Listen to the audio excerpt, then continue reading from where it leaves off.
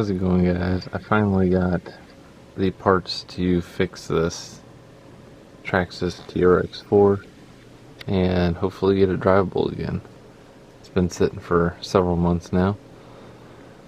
So, we got a new engine or motor, whatever you call it, motor, and a servo rebuild kit, at least the gears. So, should be all I need now. Besides these two things, the other part I've replaced on this is the steering servo. The old one's right here, and it didn't completely poop out yet, but it was starting to get laggy and it would kind of start twitching randomly. So I decided to go ahead and replace it before it completely went out. But yeah, all I've done so far is pull the motor mount off the old one and stick it on here. And that's all I've done. As of right now, I'm just looking at, like, trying to remember how that thing goes back in there. I'm pretty sure it's just these 3 screws, and you pull the top case off, slide this sleeve down in there, and then screw it back on, I think. I don't even remember. It's been so long. But first we're going to rebuild this servo here. It's a 2065. Yeah, that's what this is for, is a 2065. So we're going to get replacing it. First I have to undo these 4 really tiny Phillips head screws, and we'll pull this one apart. I did take the covers off and leave them off last time, but I just stuck the screws where they go so I don't lose them. Same with this, I didn't put it on there fully, I just screwed it in so I wouldn't lose it. But I'm going to get this apart and see if we can rebuild this and get it working. Okay, so hopefully you can see this well enough. I opened it up and our broken gear fell out again because it's attached, I think, just to that pin in the top. So, and start taking it apart, I guess.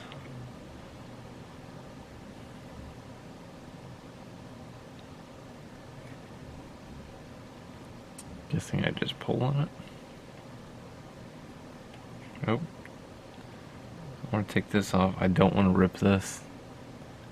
It's the waterproof gasket.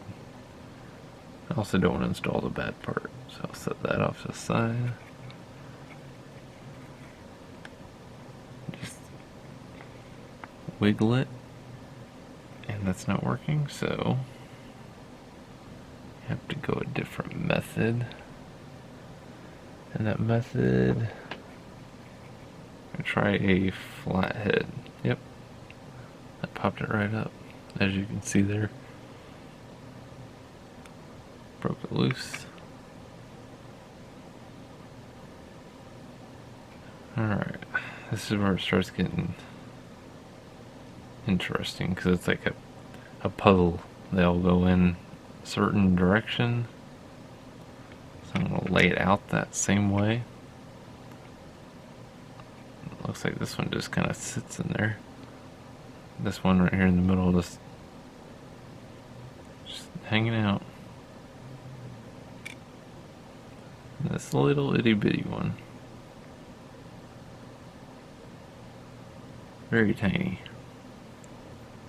Okay. So we're gonna get our little itty bitty one. Put it on that little post.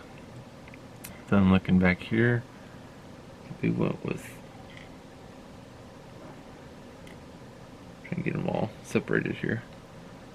We went with the one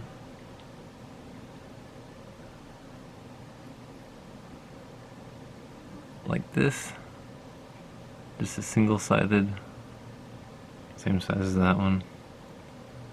And that is the one that pin also goes through, that's on that top cap. I think the other gear sits on top of that one. So then we're going to go to this one, which is the double-sided, and we want the gear side up on this output shaft of the little tiny motor and make sure the teeth line up with the top of this one that's not bound up.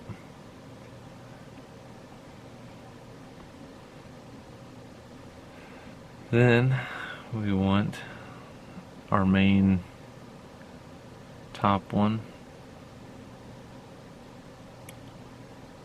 which we kind of just wiggle on there.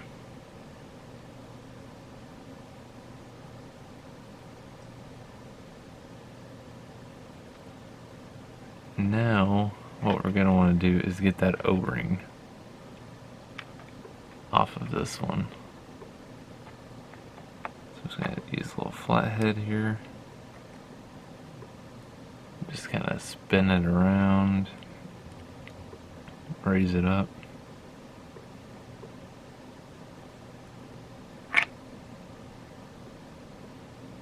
Just like that.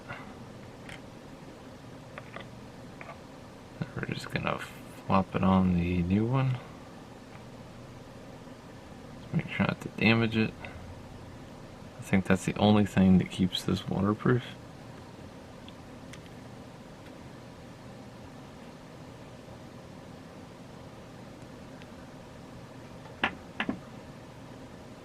And then the last thing we need to replace is the initial broken gear,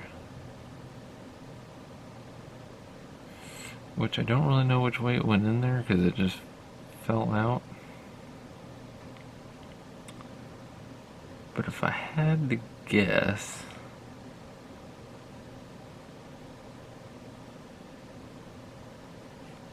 I'd say it slid in like that. That way the top pin can make sure these teeth go in each other. That top pin goes through both. But don't forget that gasket.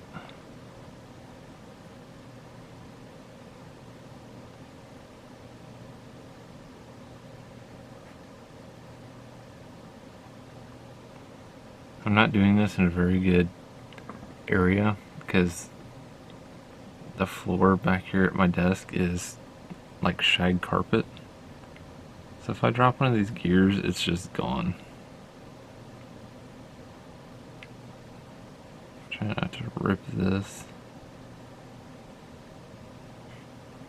all the way around there. Then we get our top. And hopefully this all goes together. Get a little pin on there. Kind of wiggle it. Oh, as you can see right here, our gasket slid in, which we do not want. So I'm going to work that up just enough where I can get my flathead and pop that back on there.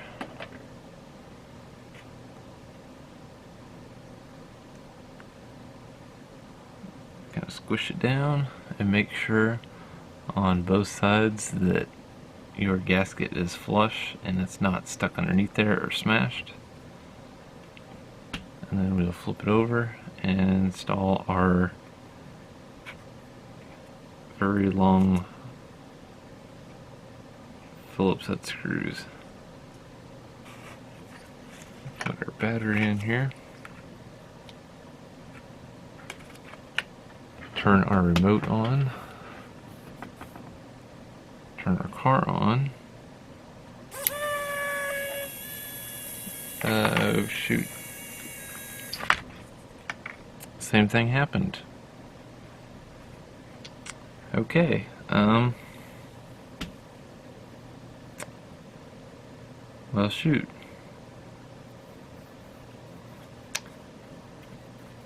That only means one thing, that the actual motor inside of here, or the computer chip inside of here, is shot and it's causing the motor to keep spinning and not stop. Well, the whole servo thing went south and it's not going to work so we need a whole new servo. So we're going to put the motor on here and see if we can have a drivable RC car.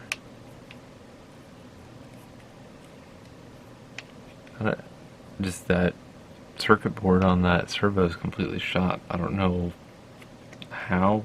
So as of right now, it's leaning backwards because I don't have that top cap on, but it looks like it will sit directly like that,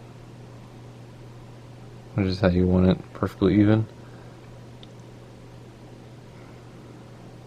Yeah, that has to be the way it goes, because if it goes the other way, that screw won't set on the flat part of the output shaft.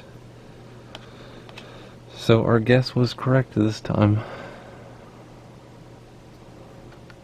This, if I can not drop the screws, so it just slides over that. And just tighten our screws, hook up our connections, and we're good to go. Simple as that. I honestly thought our servo was going to be fairly simple and quick, but I think I did it in a decent amount of time explaining it as I went, even though it wasn't the fix and it didn't work. But at least you guys know how to take them all apart and put them back together.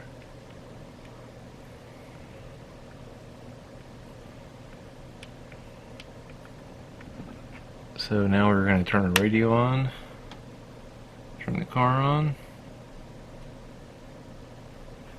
and this thing should move. It moves as I run everything over. This thing hasn't moved in so long. Now, if only the stinking servos would work. Alright, well that's all we need to do to test it.